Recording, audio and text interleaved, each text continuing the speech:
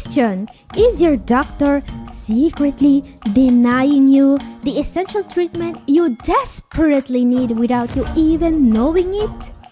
And most importantly, what can you do to ensure you won't end up on dialysis just because your insurance decided to screw?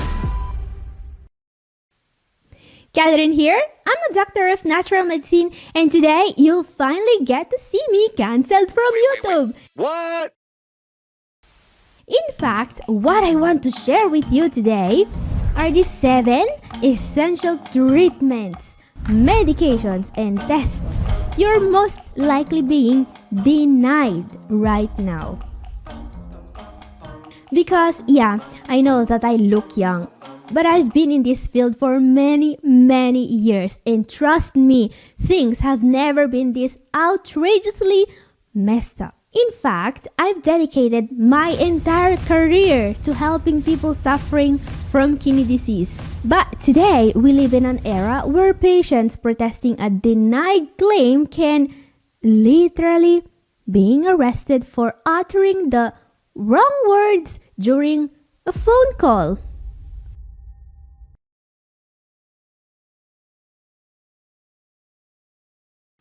And yeah, this really happened. It's not some sick joke, unlike the US healthcare system. Fun fact, United Health Group, the largest health insurance company in the United States, is reported to be denying more than 30% of claims. And don't get me wrong, because most people have only seen these things in a book. Let that sink in for a moment. More than 30%. How is a CKD patient supposed to survive if they only receive a fraction of the treatment they actually need? Because let's face it, it's a lot harder for the patient when a staggering 30% of their treatment is denied. And of course, I know this is very serious stuff, so I won't indulge in all my usual corny jokes. For today, I will actually deny you 30% of my jokes. But hey, you should be used to that by now. Anyway, as I was saying, there are 7 crucial interventions that most CKD patients are being denied. Let's see what they are, starting with the simple steps you can actually correct on your own once you recognize the problem. I'm talking about number 7, prescription supplements. Yeah, there are certain supplements your doctor is supposed to prescribe you based on specific health markers. But are they?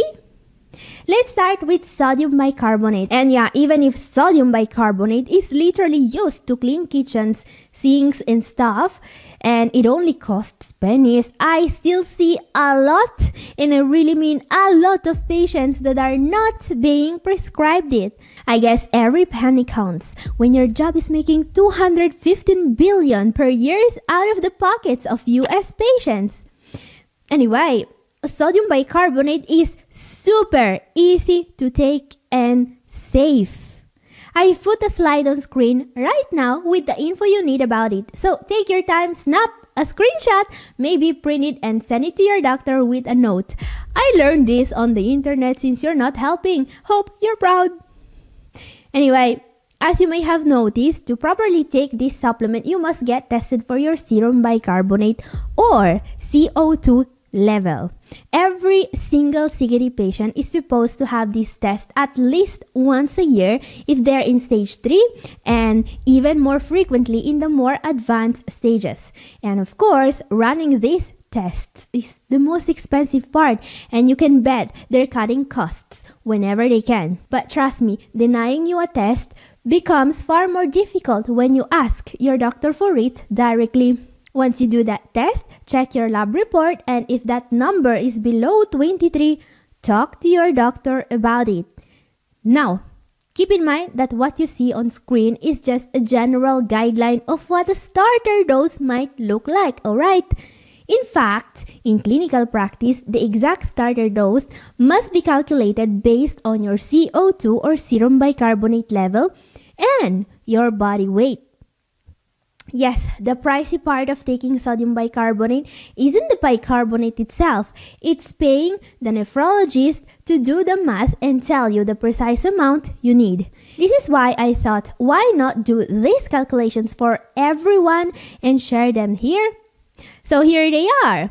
Now guys, this is for emergencies only. If you can't get an appointment with a nephrologist, or if they simply don't care if you live or die, at least now you know how much bicarbonate you might need.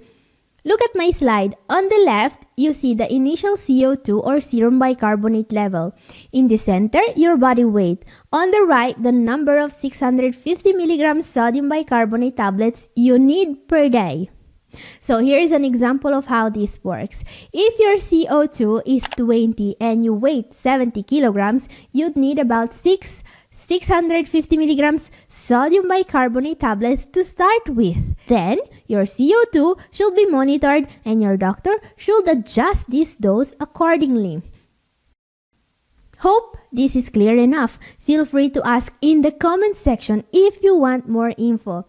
And yeah, guys, I know what you're thinking. This is a job for a doctor.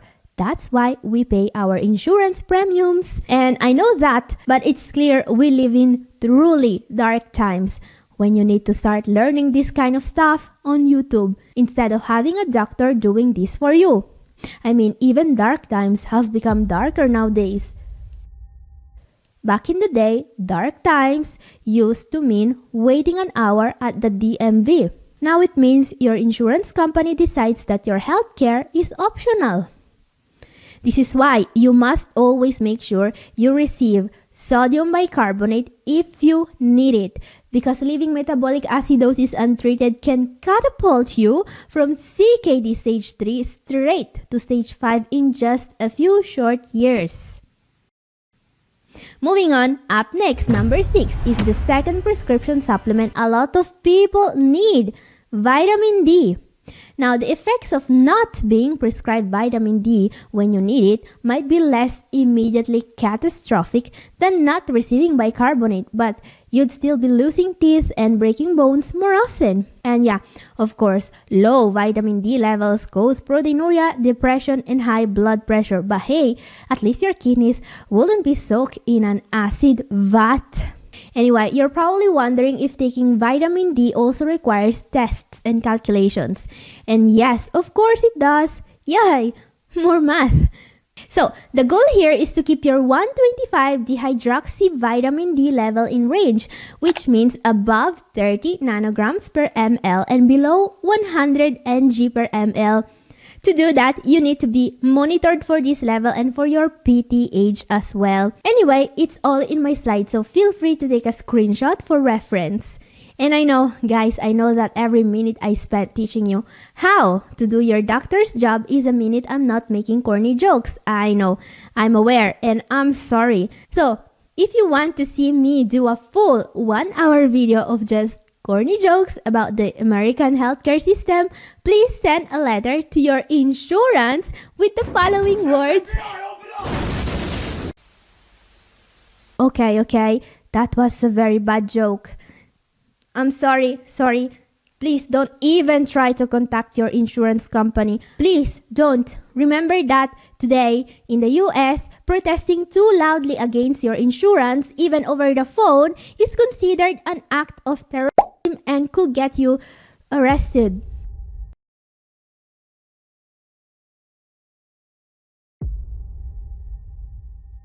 Okay, let's get back on track. Now guys, here's a fun fact. The tests, both for vitamin D and serum bicarbonate levels, cost way more than the supplements themselves. And yet, I see plenty of patients with abnormal values flagged in their lab reports but no supplements prescribed. So yeah, if you're a United Health executive, here's your shiny new money-saving tactic. Don't do the tests. Deny them. And feel free to donate all the money you saved to a charitable organization of your choice or to do your job. Anyway, something they're already saving on for some bizarre reason is serum phosphate tests. Just like for vitamin D and serum bicarbonate tests. Knowing your phosphate levels and being prescribed the right supplements or medications can literally save you from dialysis. And no, I'm not exaggerating, not enough. Bicarbonate is like bathing your kidneys in acid. Not enough vitamin D shatters your bones, and too much phosphorus transforms your parathyroid glands into plus-size models. And guys, on an even more serious note, it's not just the prescription supplements that are being neglected. I've even met patients that were denied their blood pressure medications. Yeah, I've started seeing this too. So no losartan, no amlodipine, or their diabetes medications. No insulin, no metformin. It's happening and it's deeply worrisome. So yeah, don't think that, just because it's basic stuff, they're always gonna let you have it. Shouldn't I get a second opinion? Moving on, up next, number 4. What's even worse than being denied prescriptions that could save your kidneys is being denied a chance to see a doctor at all. And guys, we've always known healthcare was bad in the US, but what if it's even worse than we feared? Let's move on. What if I can get a second opinion? Are CKD patients ending up on dialysis because they're constantly denied the most essential treatments? I want to read you a comment I received in one of my recent videos. It took me 3 months to get approval for an appointment with a nephrologist. 3 months just to get approval. Sounds rough, but then I found another comment under the same video. Nephrologists give you appointments after years until you are on dialysis. So yeah, if being denied treatment is bad, imagine being denied the possibility to see a doctor at all. Thank you, Jamai Queen 8475 and Brad Love 9684 for leaving these comments. I hope you both get to see a nephrologist one day. Okay guys, this brings us to number 3 for today. A direct consequence of seeing a nephrologist once in a blue moon is taking prescriptions that are no longer safe for your kidneys. The reason you need regular nephrology visits isn't just for new prescriptions or tests. It's also to ensure the medicines you're taking are still safe for you. This is called renal failure drug dose adjustments. When kidney disease progresses, certain doses need to be decreased, alright? This happens because certain drugs are cleared by the kidneys. I'll give you a few examples. Metformin. Metformin is great for stage 3 CKD, but when your GFR falls below 30 or stage 4, it should be discontinued. Farxiga. Farxiga is similar. When kidney function is below 25, it's no longer recommended. And certain beta blockers as well. Atenolol, for example, needs dose reductions with a GFR below 30 because it's excreted by the kidneys. So yeah, that's yet another reason to see a nephrologist regularly. And of course, as we have seen, some patients are being denied even that. Now guys, some of you may have noticed a discrepancy between the fact that United Healthcare is supposed to be denying 30% of the claims and the fact that some patients are receiving little to no treatment. But why are patients being denied all these treatments? Isn't it supposed to be just that infamous 30%? Or is the situation in the US even worse than it seems? Well, from my experience with CKD, patients from around the globe, yes, it's worse than 30%. My experience is that many patients could completely avoid dialysis if only they could receive the appropriate tests and treatments in time. Yeah, I know this is a strong statement, but you must understand that I treat patients from several countries in the world on a daily basis, all for the same issue, CKD. So imagine this, I see patient A in the morning. He is from a European country or from Canada. He has stage 4 CKD and is regularly tested for metabolic acidosis, vitamin D, serum phosphate, everything. He's on 6 to 10 different prescriptions. Then patient B in the evening. He's from the US. He has stage 4 CKD but he is not tested for metabolic acidosis. He is not receiving vitamin D, no phosphate binder either. He's on just a couple of prescriptions, and the few lab values he has on his labs are all out of whack.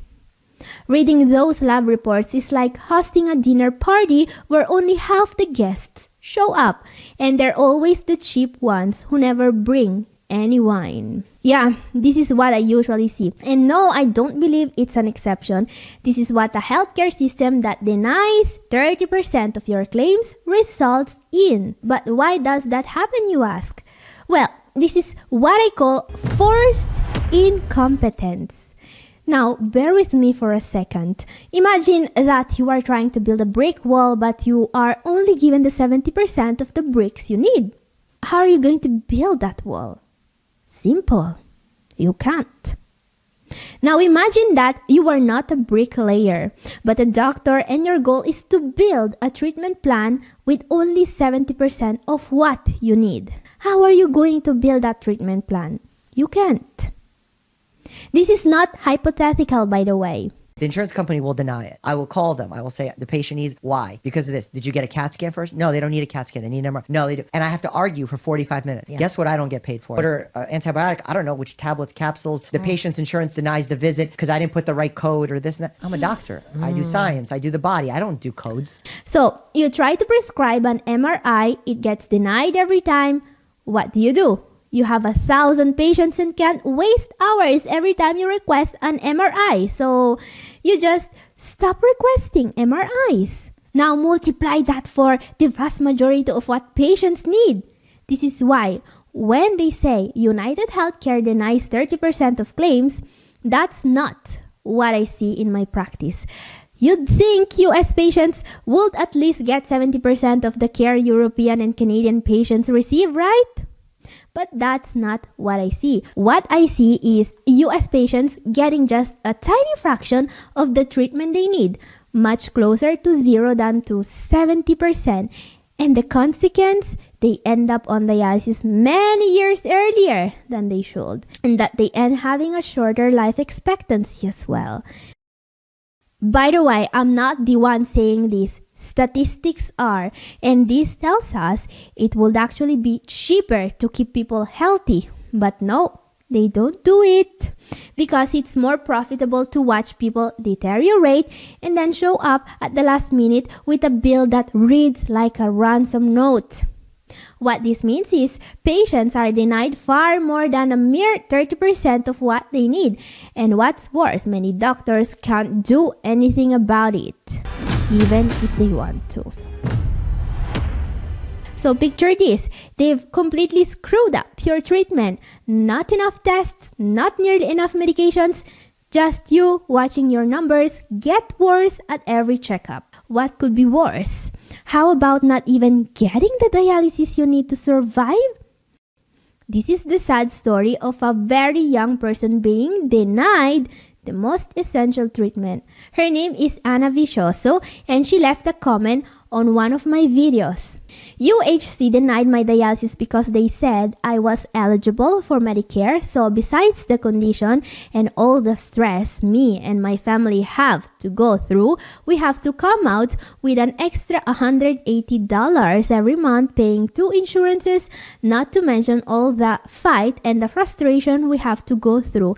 They don't care about people. Now, what makes this even more appalling, if that's possible, is that this woman is only 28 years old and she never received a diagnosis for the cause of her kidney disease. How do I know that, you ask? Because this person, Ana Vicioso, has a small YouTube channel in which she shared this video. Diagnosed with chronic kidney failure. Why? I don't know. I like to think that because God gives his worst battles to his best warriors. But anyways, I went from normal to being in PT peritoneal dialysis to 10 days in intensive care due to an infection peritonitis to hemodialysis, which since 2021 is my replacement treatment for my kidneys. But this is also me doing the peace with my condition and my body and grateful every day for the good, because I do focus every day on the good and life. Now guys, I know this is overwhelming to even think about, and I'm incredibly sorry for her. But all I can do is to share some awareness to let people know that this is actually happening. This is why I've also linked Anna's channel down in the description if you want to go there and leave a comment to tell her that you care. And this is all for today. Thank you for watching. God bless you all. Bye-bye.